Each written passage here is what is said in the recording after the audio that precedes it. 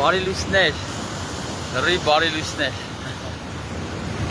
Իմաստության մեջ հետաքրքիր եւ օգտակար խոսքեր կան։ Ցանկալի եւ ոչ ցանկալի դեպքերում արա քո գործը, այն գործը, որը բնականաբար յոգայի առումով կատարելության տարող արվեստ է։ Բայց այս դեպքերում առավել եւս կասեի, որ լինում են պահեր չես ուզում շարունակես քո ճանապարհը։ Բոլորս ենք այդ խնդիրներին առաջ կանգնում, չէ՞։ Չենք ուզում, լավ, այսօր չէ, վաղը չէ, բայց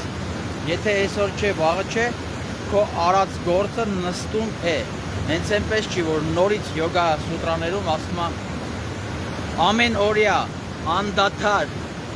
մտքի կենտրոնացման, ամեն օրյա անդադար սառը գետերում լողանալով, որովհետև միտքն է կենտրոնացնում սառը գետերում լողանալը։ Վարժությունների շնորհիվ դու կարող ես հասնել մտքի լուրջ վիճակի, որը հայերենով ասեմ, մտքի լուրջ վիճակ։ Այդպես։ Սանսկրիտ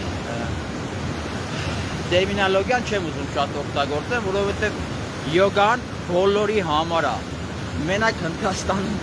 Մենակ հնդիկների համար չի, էլի, մենակ Հնդկաստանում պահպանվել է յոգայի արվեստը։ Բայց ամբողջ 5 մայրցամաքներում յոգան միշտ եղել է, կա, երբեմն միտեղ արտահայտվում է շատ, երբեմն միտեղ չի արտահայտվում։ Բայց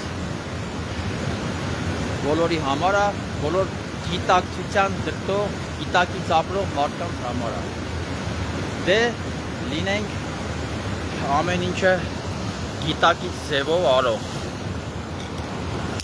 Այսինքն մի հատ էլ հետևենք մեր երջանկության աղբյուրի։